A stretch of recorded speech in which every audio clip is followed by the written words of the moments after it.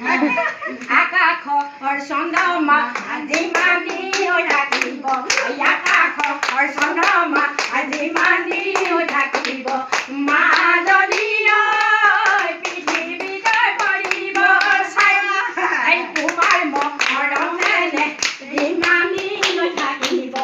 তোমাৰ মৰম যেনে যিমানি হৈ থাকিব মা যদি কদুৱাই থাকিব